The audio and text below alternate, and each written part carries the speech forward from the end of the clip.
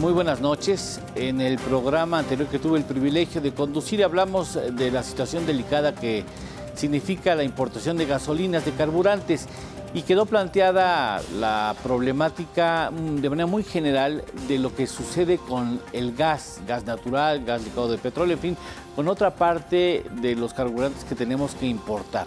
¿Cuál es la situación de esos productos, de esos servicios?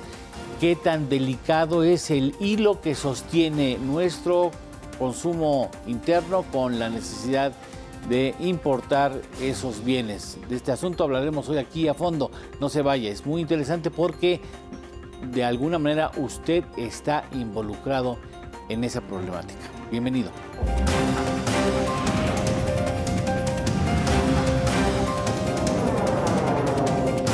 A fondo, con Eduardo Torreblanca Jax. Bien, ¿y cuáles son los puntos que vamos a tratar hoy en el programa? Por principio de cuentas vamos a plantear el panorama general. ¿Qué tan grave es la dependencia del gas en cuanto al extranjero? ¿Qué tanto tenemos que importar de este carburante? Segundo, en el segundo segmento, ¿podemos volver a producir el gas que necesitamos? ¿Es posible que esté asociado directamente con el petróleo? El tercer segmento que vamos a atender en esta noche es el siguiente. México, entre los primeros importadores de gas en el mundo, debemos sentirnos orgullosos porque eso siga sucediendo o incluso se llegue a agravar. Y por último tendremos, además de las conclusiones, cómo vamos a romper o cómo podríamos romper esa dependencia que tenemos del extranjero y qué tan vulnerable nos hace el hecho de tener que importar de manera tan relevante ese combustible que necesitamos para nuestra economía, para nuestras industrias, pero también para nuestras casas. Bienvenidos a fondo, no se vaya. Usted está involucrado en esa problemática. Bien, rodeado por fortuna por especialistas en la materia. Muchas gracias, Alejandra. Bienvenido. Muchas gracias. Gracias, Eduardo, por la invitación. Muchas gracias, Gonzalo. Muchas gracias. Eduardo. Sergio Benito Soli, gracias. Muchas gracias. Ambos Buenas caballeros noches. estuvieron participando en el programa anterior, que tuve el privilegio de participar aquí a fondo con el tema económico, específicamente con el tema de la problemática de las gasolinas, y ahí salió el tema del gas o de los gases, pues, ¿no? Y entonces decidimos, pues, volver a invitar a ambos especialistas y ahora con el privilegio de tener a Alejandra con nosotros. Muchas gracias. Las tres personas, tres mexicanos, muy involucrados y muy conocedores de esta problemática. Muchas gracias por estar aquí con nosotros y gracias a usted por confiarnos la generosidad de su atención. Primero, las damas, yo te preguntaría, Alejandra, ¿qué tan delicado es la problemática que tiene México, que enfrenta México en cuanto a la importación de gas? Bueno, en números generales sí tenemos una importación de gas importante, o sea, sí es de la producción nacional, aproximadamente producimos una molécula, importamos aproximadamente 2. Entonces, el porcentaje, la proporción de gas natural importado es importante. Sin embargo, a mí me gustaría poner el foco en algo que va un poco más allá de los números secos y duros. Es qué nos conviene más, a qué tenemos acceso. Y ahí está una de las preguntas fundamentales que también se puede discutir muy bien en gasolinas. ¿Qué me conviene más por precio, por facilidad de transporte, por capacidad de acceso? O sea, poner el foco solamente en importar no es bueno. Creo que no es un foco equilibrado, porque es al final de cuentas una forma en la que entra el gas al país y tienes un acceso, es un puente de entrada. Mientras tengas una diversidad de entradas, entonces tu seguridad energética se va ampliando. ¿Y tenemos esa diversidad o dependemos de un solo mercado? No, tenemos gas natural que se importa vía ducto de Estados Unidos, esos tenemos. Corrígeme, Gonzalo, tú debes de tener el dato a lo mejor más fresco en la cabeza. Tenemos aproximadamente 10 ductos de importación. No, 14. 14 ductos de importación. Y dos en construcción. Y los 2 en construcción. Tenemos esos ductos que vienen de Texas, de Nuevo México, de Arizona Todo de Estados y en Unidos. México. Sí, porque aprovechan los campos de producción que están en Estados Unidos. Aparte tenemos 3 centrales de gas natural licuado, una en Ensenada, otra en Manzanillo y otra en Altamira. Esas 3 centrales lo que hacen es que pueden recibir el gas que viene de incluso de otros países. En otros países lo producen, ¿Y aquí se licúa? lo se licúa en otros países y llega por barco a estas centrales y aquí nosotros lo volvemos gas para meterlo a 3 centrales. nuestro ¿En consumo. dónde decías, Alejandra? Altamira, Ensenada y Manzanillo. Ahí están las 3. Y aparte tenemos la producción nacional de gas natural, que esa sigue la misma tendencia de la producción nacional de petróleo, ha ido a la baja. Y entonces creemos que ahí hay una oportunidad muy importante de abasto de gas natural, porque al mismo tiempo que estás produciendo el hidrocarburo, el petróleo, puedes extraer de esos mismos campos el gas natural. Entonces, con la reactivación de campos, con la nueva exploración que se está desarrollando, tienes nuevos yacimientos disponibles y de ahí vas a poder tener hidrocarburos, pero necesitamos desarrollarlos. ¿Estás de acuerdo? De hecho, sí, en todo, pero hay que ir a más detalle en muchas cosas. Principalmente hay que entenderla sobre todo la parte económica porque es lo que va a determinar si se hace o no se hace. En términos de dos cosas. Una, coincido completamente con lo que está diciendo Ale, que estemos importando eso no está siendo dependientes o nos pone en una situación de debilidad en lo absoluto. ¿No crees así? No, por supuesto que no, porque tenemos otras opciones. Si de pronto Estados Unidos en alguna locura, lo platicábamos la semana pasada con el presidente Trump, enloquece, pues no puede obligar a sus empresas a no vendernos gas. De hecho, es tan importante el mercado mexicano para Estados Unidos que estamos nosotros soportando el precio del gas en Estados Unidos, sobre todo en la parte del sur. México, incluso en este caso la CFE, ya tiene comprados los accesos, y no solo accesos, sino de acceso a reservas en algunos campos, sobre todo de Permian, para poder traer el gas, que aparte hay que decirlo, esa es la parte, creo que hay que empezar desde ahí, es el gas más barato del mundo. Esto hay que ponerlo así. México, por ejemplo, pensaba en una expansión como alternativa a la importación vía LNG, el gas natural licuado, pues México tiene los 2 contratos más ventajosos en todo el orbe, contratos que básicamente nos envidian. Tenemos Henry Hub, que es el precio de referencia, más 18 centavitos en Altamira, y eso ya es el precio final, eso es lo que está pagando la CFE.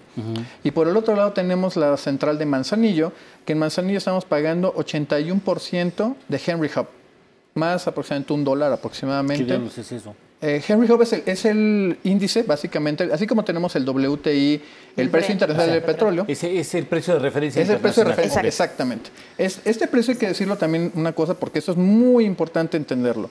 Henry Hub es a lo que está referenciado todos los precios en el país.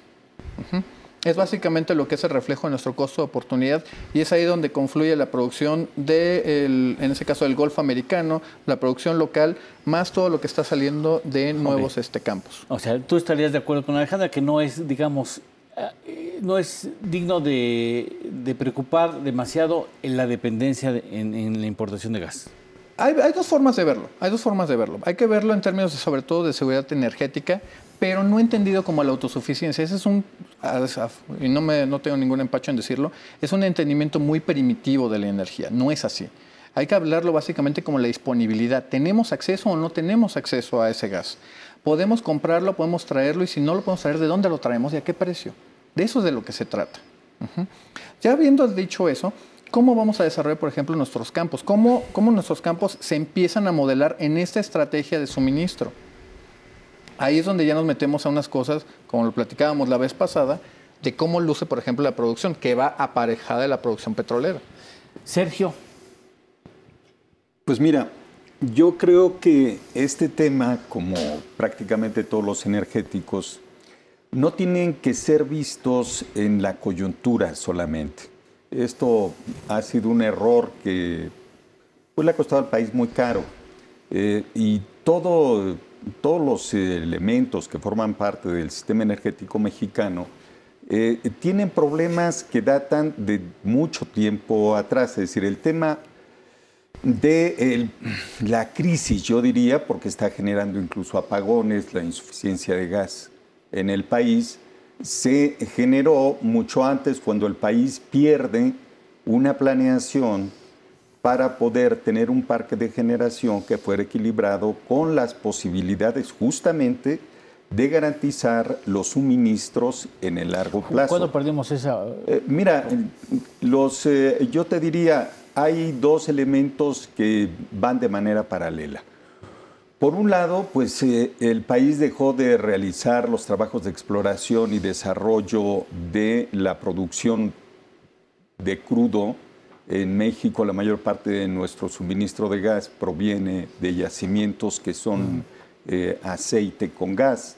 La caída básicamente de Cantarell, la declinación de Cantarell, pues nos lleva a perder una cantidad importante que no se ha logrado sostener o detener la caída de la producción de gas. Bueno, pues que y por otro lado, ha ido creciendo el parque de generación con gas.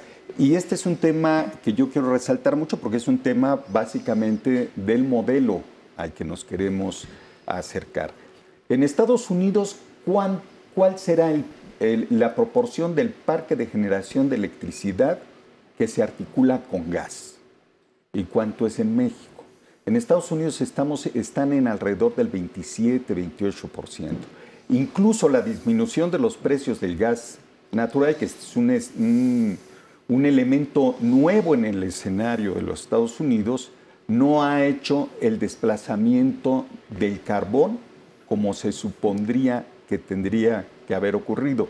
Hay contratos de carbón en Estados Unidos a muy largo plazo que han mantenido justamente esta presencia. En México estamos ya por arriba del 50% en la generación con gas natural. Este es un problema porque efectivamente si ocurriera un problema grave en los Estados Unidos, que es el que nos vende la mayor parte del gas, pues ¿qué pasaría con nuestros suministros? Gonzalo decía, pues no ocurre nada porque si Trump se despierta un día de malas a otro país, nos tuitea algo, bloquea, pues nosotros tenemos asegurado. No, bueno, pues si ese es el caso, pues entonces no hay ninguna emergencia. El asunto es que evidentemente el gobierno de los Estados Unidos sí tiene una política energética. Los Estados Unidos, cuando tuvieron problemas con crudo, por ejemplo, bueno, pues no podían. Con aquel embargo. No se podía exportar absolutamente, porque es una política de seguridad nacional.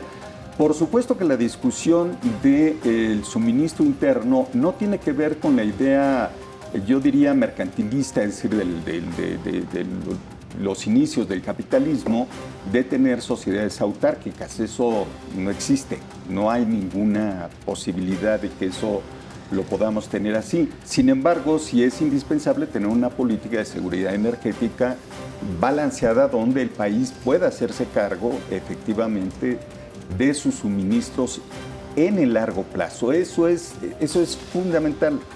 Yo diría, para centrar, porque luego el programa se va muy, muy rápido, el problema que tenemos el día de hoy, tal vez en otra ocasión se pueda discutir el origen de las cosas, ¿no? Pero el problema que tenemos hoy es que ciertamente el país tiene la posibilidad de tener gas barato, es decir, un suministro importante de gas para un periodo que tendríamos que mirar en el mediano plazo. Efectivamente, el desarrollo del gas en los Estados Unidos permite esa posibilidad, pero no se tiene que perder de vista que México aparece entonces como una economía que depende, que va subordinándose al modelo y a las posibilidades de un país que tenemos al norte, que siempre lo tendremos al norte, que no hay otra posibilidad. Digo, parece un chiste eso, pero no hay que perderlo de vista porque las coyunturas cambian, ¿no? Las coyunturas cambian y en ese sentido el punto de discusión tendría que ser ¿qué hacemos con el componente que demanda en mayor cantidad y a un ritmo mucho más acelerado gas en el país, que es el sector eléctrico nacional? Perfecto. Vamos a tratar este tema. En el siguiente bloque empezaremos ya a desmenuzar un poco más, con más cuidado, esta madeja que resulta tan importante para el futuro del país. Continuamos. Porque eso no da resultado.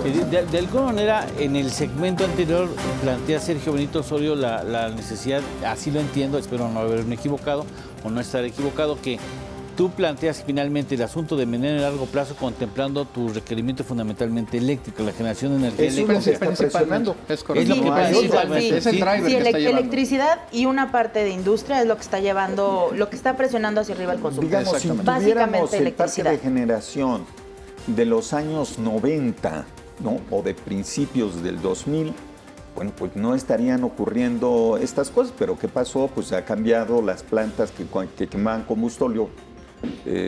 No seguimos desarrollando otras fuentes. Todo lo que se ha construido todo lo que se ha construido es gas, ¿no? Es decir, son plantas de ciclo combinado que insumen gas.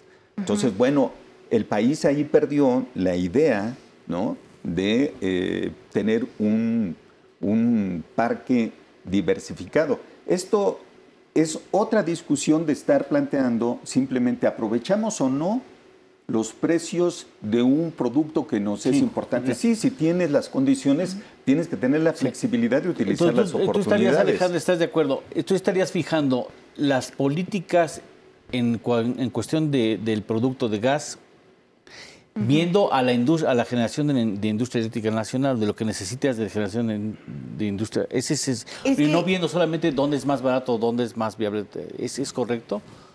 Mira, en la parte eléctrica tenemos una diversidad de fuentes con las cuales generas energía. O sea, antes, por ejemplo, no tenías tantas centrales de energía renovable. Ahorita ya las tienes. Y las tienes donde te conviene tenerlas, porque no vas a poner una central eólica donde no sople el viento. Sí, claro. ¿No? O sea, entonces, donde tienes la oportunidad, ahí pones tu proyecto. Igual en gas natural, donde tienes la oportunidad de tener gas barato, que tienes buen acceso, que tienes la infraestructura, etcétera, ahí hace lógica que la pongas. No vas a poner una central eléctrica donde nunca te llegue el gas o donde no tienes el ducto, donde no tienes simplemente un acceso. Sí. Entonces, sí hubo un movimiento como lo dice Benito, sí hubo un movimiento de fuentes más pegadas al petróleo, que eran coque de petróleo básicamente, combustóleo, a fuentes de gas natural. ¿Por qué? Porque el precio se cayó el de gas natural. Entonces, no es lo mismo estar comprando el barril de coque que está anexado al petróleo y que en ese entonces, 2008, 2010, estaban en precios de 80, 90 dólares. Y en ese momento, como iba para arriba la curva del precio del petróleo, la de gas natural bajó. Entonces, pasaste de tener este indicador que decía Gonzalo, el Henry Hub, pasó de estar en 18 dólares, 16 dólares, a estar en menos de 2 dólares.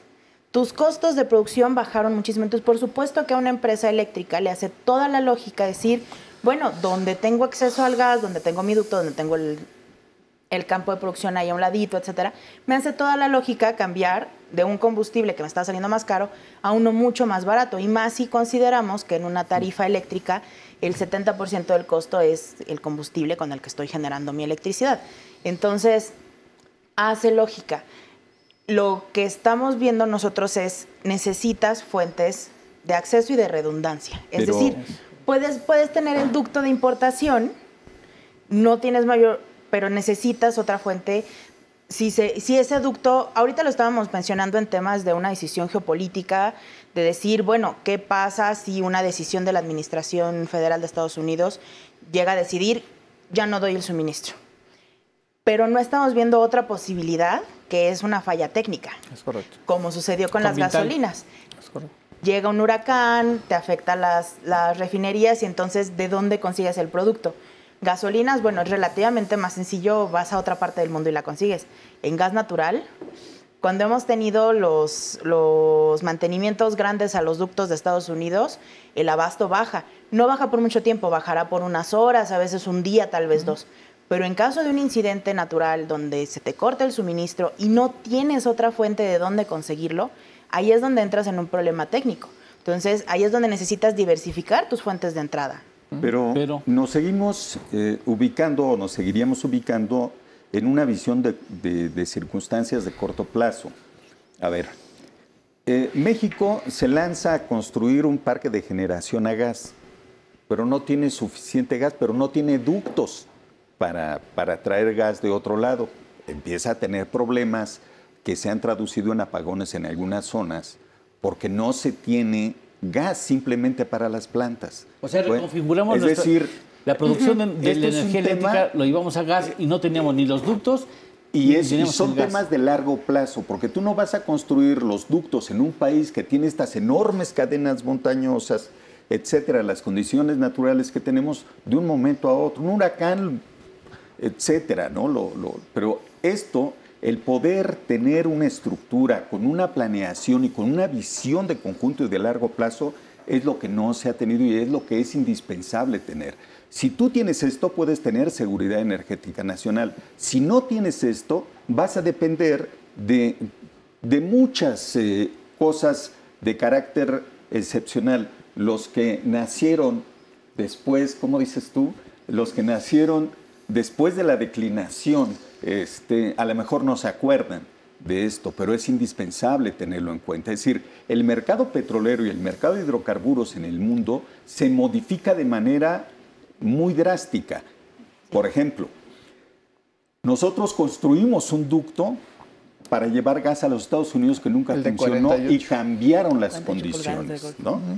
Ahora, normalmente el precio del gas seguía el precio del crudo. Hoy son dos mercados por el gran auge de la producción gasera de los Estados Unidos. Parece que son dos commodities que se manejan de manera con una diferencial de precio que es inédita. Entonces, estos son cambios que obedecen a todo un mercado y a todo un sistema internacional, pero nosotros tenemos que tener en cuenta que son cambios que se dan de manera muy brusca y que los países, México en concreto, tiene que tener los elementos para que esto no le afecte. Ahora está el auge de las renovables. ¿Cuánto aportan las renovables? ¿Qué está pasando en Alemania con las renovables, por ejemplo? Se suponía que iban a dejar la nuclear, se invirtieron una cantidad enorme de recursos para dejar afuera la nuclear, pero siguen quemando carbón de una manera importante y ya se dieron cuenta además que el gran desarrollo de las eólicas no es justamente una respuesta de largo plazo. Entonces, ¿qué es lo que tendríamos que hacer? Porque ese es el tema. El tema no es solamente un tema de precios y no es solamente un tema de suministro en el corto plazo. Es un tema de cómo te planteas la política energética en este país de tal manera que las distintas fases de ese sistema tengan una coherencia adecuada. Gonzalo. Déjame poner un poquito, un poquito de orden a todas las ideas que todos hemos expresado un poquito, porque lo damos a entender como si fueran una serie de ocurrencias y no las hay. Lo platicamos incluso fuera del aire de cuál es la razón que básicamente la CFE inicia en el 92, que es la razón básicamente para el 97 la reforma de gas, cómo se hace esa transformación de las plantas de combustóleo a las plantas de ciclo combinado de gas natural. Los que probablemente los millennials no se acordarán, pero todos los que les antecedemos, de cómo eran los problemas de contaminación en los grandes centros, en las grandes ciudades mexicanas. Los dobles hoy no circula. Aquí en la Ciudad de México tenemos la refinería de Azcapotzalco. Y básicamente todos los daños, y en este caso costos de salud pública que estábamos arrastrando en un sistema totalmente insuficiente de salud que todavía al día de hoy prevalece, fue lo que empezó a ir orillando esta parte. CFE y Pemex, aquí es donde siempre, y ahí yo coincido mucho con la parte nacionalista que dice de que había cierta dislocación y no había una política energética clara. En esa parte yo doy toda la razón. Porque por un lado, CFE tenía muy claro su mandato de hacer la mejor generación al más bajo costo posible y por ende bajar la parte de los subsidios. Y quien tenía que dar respuesta en el modelo cerrado en el cual vivíamos era Pemex. ¿Qué termina pasando? CFE se apuesta precisamente por la reconversión en sus plantas. ¿Por qué? Porque el costo de generación es menor, porque tienes una mejor eficiencia y sobre todo porque tienes hay que decirlo aquí abiertamente, tienes una mejor disponibilidad de lo que se puede hacer en el gas natural. Lo ideal, lo que estaba planteando, te estaba hablando a principios de 95, 2000, es básicamente que Pemex fuera capaz de proveer esta demanda. ¿Qué empieza a pasar por ahí del 2000, 2001? Se viene un pico, y está ahí, las gráficas lo demuestran, donde CFE empiezan a ocurrir los apagones y CFE tiene que salir de emergencia a comprar plantas de diésel, las más caras y más contaminantes y las más ineficientes. Pero México como país es un pasito de que el switch, para subirlo no hubiera electricidad. Eso fue lo que estaba pasando. CFE aquí toma su mandato muy en serio y estoy hablando los 2000 hasta 2014, es el gran campeón, me atrevo a decirlo, de la política energética de este país. Justamente para garantizar el suministro de sus plantas eléctricas y también de la de los privados en el programa del Productor Independiente de Energía, agarra y justamente crea, por ejemplo, y hace el contrato primero de gasoductos. Primero el gasoducto de Mayacán, que es básicamente Ciudad Pemex, hasta la planta de Valladolid, muy cerquita de Progreso y de Mérida. Empiezas a desarrollar otras cosas como la planta de gas natural licuado en Altamira para abastecer el hub que tienes en Altamira, que son aproximadamente 2.400 megawatts. A partir de ahí empiezas a desarrollar toda una estrategia bastante agresiva, bastante sofisticada, en la cual Pemex cada vez iba quedando más rezagado. Pemex, por las cuestiones fiscales que hemos platicado en otras ocasiones, no logra dar respuesta a todo esto. Se divorciaron.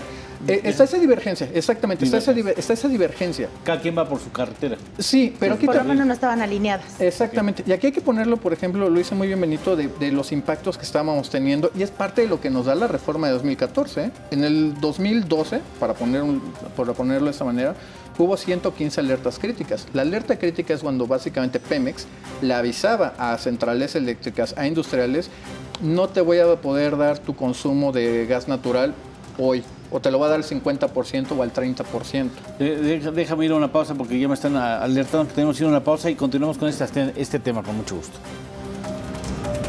¿Y qué hacemos? ¿Y qué hacemos?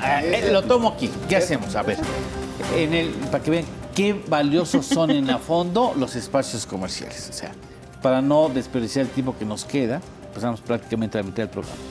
Ya.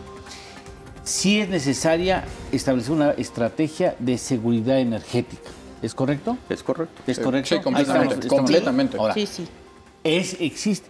¿Le cae el 20 a la autoridad de esta necesidad o cada quien hace, como en los colegios Montessori, cada quien hace lo que se le pegue su gana? Yo creo que no hay una política de seguridad nacional en México. No hay. En materia ¿Tú te crees que hay? energética. Hay instrumentos de planeación, falta más. Pero tener instrumento de planeación no significa tener una... Falta ejecutar. ¿Tú también? Yo creo que sí la hay, pero aquí hay una cosa. Antes estábamos en el modelo cerrado donde el actor central, que era el Estado, decidía todo y tenía una mejor coordinación, o a veces no, como te lo mostré hace ratito. Hoy tenemos herramientas. Hoy tenemos herramientas que se conjuntan sector privado y público. Pero lo tiene que hacer la iniciativa privada o lo tiene que hacer el Estado. Exacto. Allí venimos entonces o llegamos a un tema de política, porque finalmente la política energética la hacen los actores, no es solamente un documento que esté en algún lugar. Es decir, la política es tal cuando tiene la capacidad, tiene los elementos para movilizar, para hacer que ocurran cosas. Si no, bueno, pues son conversaciones, discursos o etcétera. A ver, primero yo digo que no hay, porque ya dijimos hace rato, Pemex se fue por un lado y Comisión Federal de Electricidad se fue por otro lado. Pues son empresas del Estado, no tendría por qué haber ocurrido eso. Es decir, incluso no es casualidad, son decisiones que se tomaron. El caso concretamente de Cantarell, la cantidad de gas que se quemó a la atmósfera es así bestial. Es aberrante. Y es un crimen económico absoluto. Porque lo que interesaba al gobierno, estas ideas de vamos a maximizar los recursos del subsuelo, es lo que nos interesa, es el crudo, saca todo el crudo que puedas, como no podemos procesar ni aprovechar el gas, quémalo, ¿no? A mí me tocó ir en distintas ocasiones a plataformas desde la Cámara, ¿no? A ver, y era una cosa bárbara, ¿no? Y era simplemente tu curva de producción de crudo que subía. Y el gas, alguna vez yo les pregunté, ¿y cuánto cuesta? Pues como no lo podemos utilizar, no cuesta nada. Es correcto. ¿No? Entonces, esa es una aberración completa. Como está asociado y no lo podemos aprovechar, entonces, no nos cuesta. ¿Hay política de seguridad energética de esa manera? Pues claro que no hay política de seguridad energética. Ahora, estamos en 2018. Tenemos una situación en la que tenemos un parque de generación que consume gas natural y ahí está. Y se tiene que alimentar, porque de ahí depende la energía que recibimos todos, los industriales, nuestras casas, etcétera, etcétera. Y tenemos un fenómeno nuevo en nuestra vecindad con los Estados Unidos. Tenemos un precio de la molécula de gas que puede mantenerse en el corto plazo, 1 o 2 años, de manera más o menos constante. Estamos teniendo precios muy bajos, en promedio menos de $3 muchas veces. Entonces, bueno, si eso nos da un suministro barato, a nadie se le ocurriría no utilizarlo. Pero, ¿qué hacemos para que esos cambios que va a sufrir, como siempre, como históricamente sufre el sector energético, no nos afecte y el país salga más fortalecido? Y en ese sentido tenemos que diversificar nuestro parque de generación de energía eléctrica, desarrollar las fuentes internas de suministro de gas y evidentemente aprovechar todas las posibilidades que tengamos para recibir gas, sea a través de metanero, sea a través de ducto, ¿no? Ahora, estos elementos puestos así, entonces nos llevan a ver y quién opera cada una de las partes. Lo que yo sostendría es que la reforma energética no fue una respuesta a ese problema que ya veíamos. Es decir, la reforma energética, en términos generales, como hemos visto ya en otros casos, ha sido un fracaso completo porque no nos está resolviendo los temas. Si alguien nos dice, la reforma energética nos permite tener solamente más gas y barato de los Estados Unidos, ese no es un resultado. No puede ser un resultado porque te va a implicar costos gigantescos el día de mañana para el país. Alejandra, ¿estarías de acuerdo? Mira, la visión que nosotros tenemos va encaminada más a cuáles son los incentivos que tienes de diversificar estas fuentes de entrada. O sea, al momento de generar una política, lo que buscas es tomar los incentivos que tienen los distintos actores. Al final, en esta reforma energética lo que tenemos es una multiplicidad de actores, una nueva participación de empresas que van a explorar, desarrollar campos mexicanos. Hay empresas que pueden llegar a importar el gas natural, etcétera. Entonces, ¿cómo guías todos estos incentivos para tener un mayor abasto? Derivados de una política. Exacto, o sea, al final de cuentas como papel de gobierno es cómo pones los incentivos dentro de un mercado para que estos distintos actores se orienten hacia una... Exactamente, cómo se guían hacia una política que tú quieres. Entonces, en ese caso, por ejemplo, vemos que en exploración y producción de hidrocarburos, los contratos van a ser benéficos porque en el momento en el que tú produces más hidrocarburos, pones a producir los nuevos yacimientos que se van a encontrar, que se están explorando, que se están desarrollando, vas a tener una participación más amplia de la producción nacional de gas. Aunque tu incentivo sea buscar el petróleo, estás extrayendo gas natural. Luego, aparte, tienes estos campos que son solamente de gas natural seco. Ahí tenemos un reto muy especial. En los yacimientos donde encuentras petróleo y gas natural, bueno, tienes unos costos de producción, ponle $20, te pones el barril en tierra, pones el barril en $20, $25, $30, pero lo estás vendiendo a 70. Tienes un margen de utilidad bastante bueno. En el gas natural no necesariamente es así porque el precio es muy bajo. Presionado internacionalmente. Claro, exactamente. Claro, porque este es un mercado, Pues este es un mercado internacional. Ese es un problema de incentivos.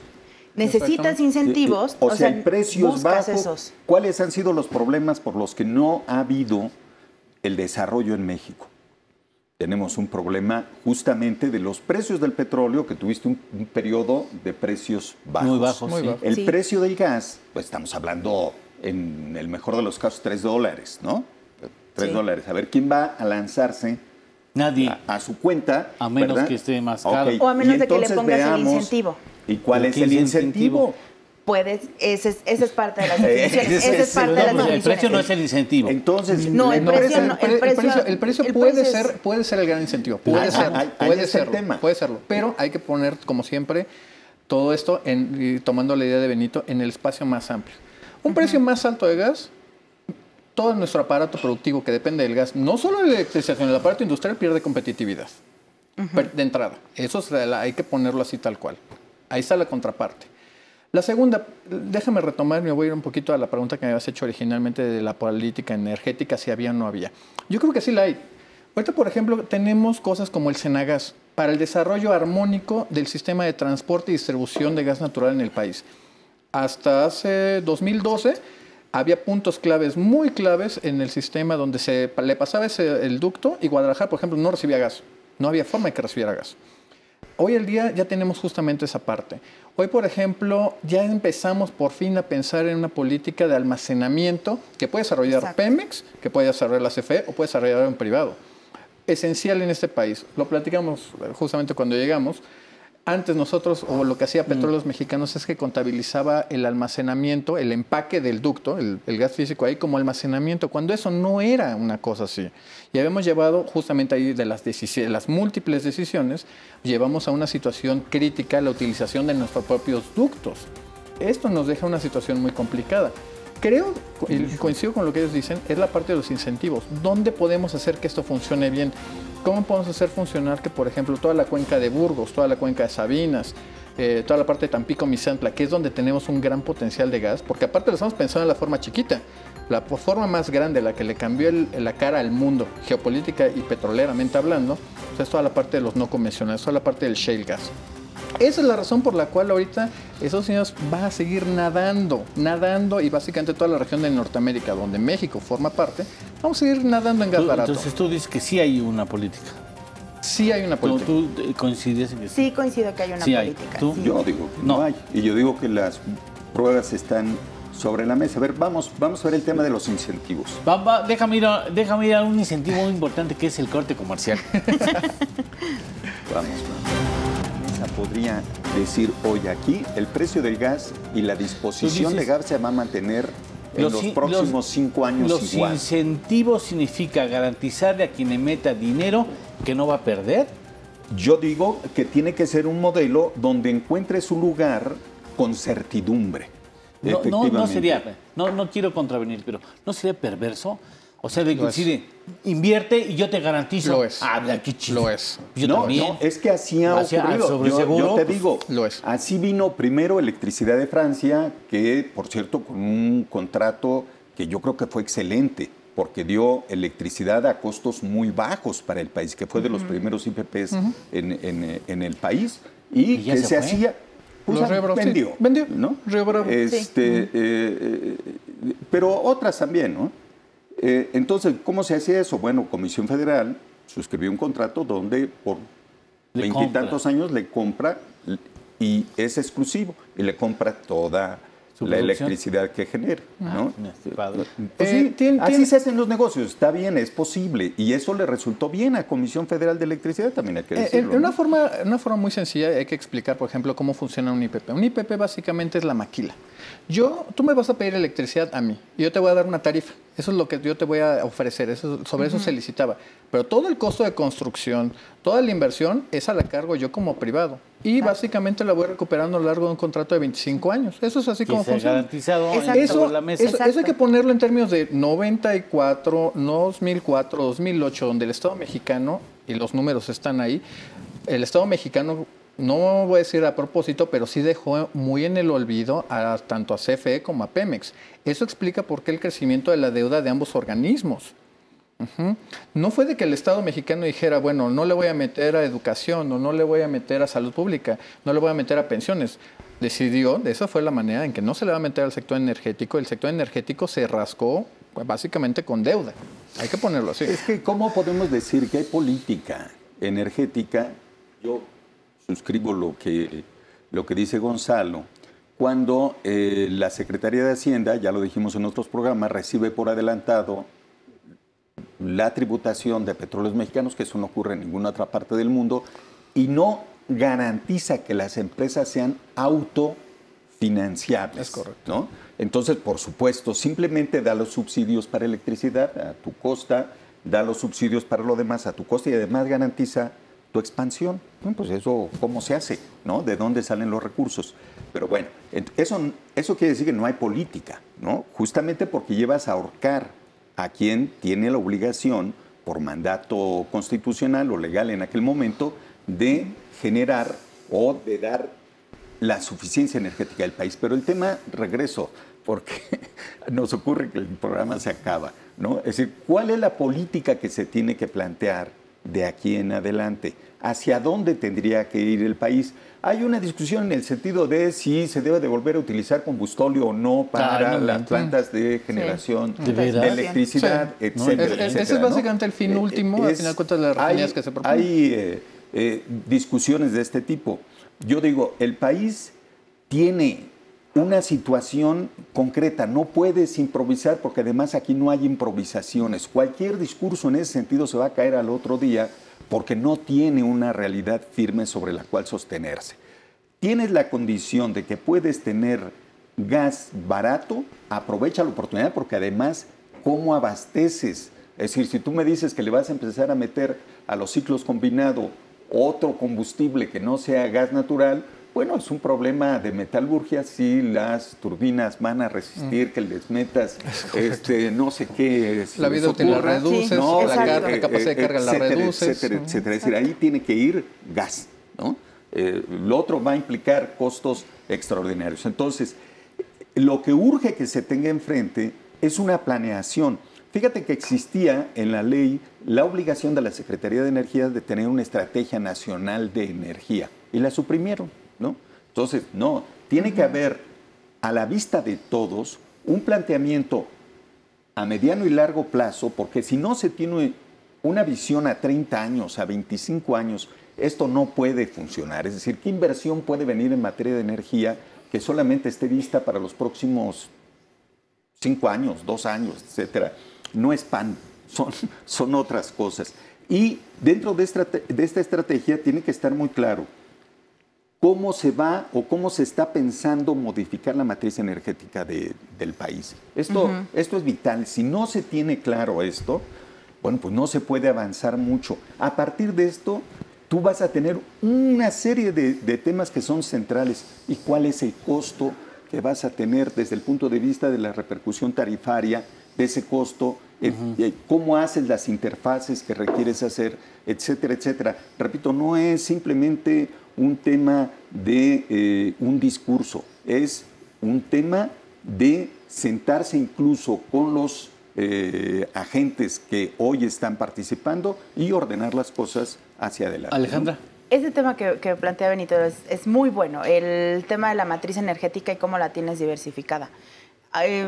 Antes de que llegara este boom del gas natural, teníamos una matriz muy cargada hacia coques, hacia combustóleos, etcétera, y el gas natural tenía una participación muy baja. Entonces, lo que está ahorita, la conversación en el mundo en este momento es que el gas natural es incluso un combustible de transición. Cómo pasamos de combustibles que son altamente contaminantes o que tienen un impacto de carbono mucho más alto a fuentes mucho más limpias, combustibles más limpios. Y ese mecanismo, ese puente de transición está en el gas natural. ¿Cómo llegas de una central de combustóleo a renovables, por ejemplo? Forzosamente tienes que pasar por el gas natural. Siempre se ven, al menos en la conversación general, a veces se piensa como renovables es contraposición de los hidrocarburos. Pero te pregunto, pero ¿carbón no es puede tan. estar? Si es un carbón limpio, que le pones una captura de carbono, ¿por qué no? Claro. Puede funcionar. Puede funcionar, claro, te eleva el costo y esto lo vas pensando. De carbón, bueno, cuando decimos en el mundo, bueno, en el mundo, excepto los Estados Unidos, en el mundo, excepto China, etcétera, ¿no? Es decir, los grandes no están haciendo eso. Es decir, yo repito, la generación a base de carbón en los Estados Unidos sigue siendo mayoritaria. Claro, hay que tomar todos los elementos necesarios para combatir, y hay tecnologías que permiten utilización de carbón limpio, como dice Alejandra. Pero eso, justamente, es decir, una central de carbón no la construyes en 6 meses. Es el tema de la refinería. Son grandes unidades que tienes que plantearte de manera clara. Yo digo, un valor democrático fundamental es la transparencia. Y la transparencia quiere decir qué es lo que vas a hacer en los próximos años. Gonzalo.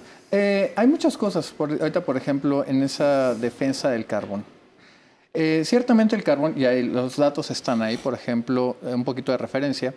Por ejemplo, no sé si tú es el gran debate en Estados Unidos. No, sí, ahorita, por ejemplo, en realidad no es ningún debate. Por ejemplo, lo que pasó en el protocolo de Kioto que Estados Unidos no firmó, y de los países que lo firmaron fue el único que agarró y bajó sus emisiones y cumplió con el compromiso sin haberlo firmado. ¿Por qué? Porque precisamente en el periodo de 2008-2012, las nuevas plantas de gas natural desplazan a las del carbón. Ahorita se está haciendo el presidente Trump atendiendo a su base, no a que ningún criterio económico.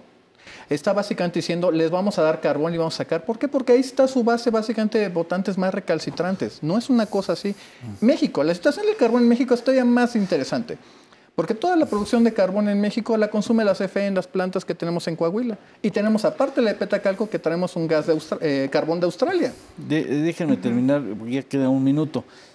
Hablaba Sergio de la matriz energética del país, o hablaba Alejandra de la matriz energética del país.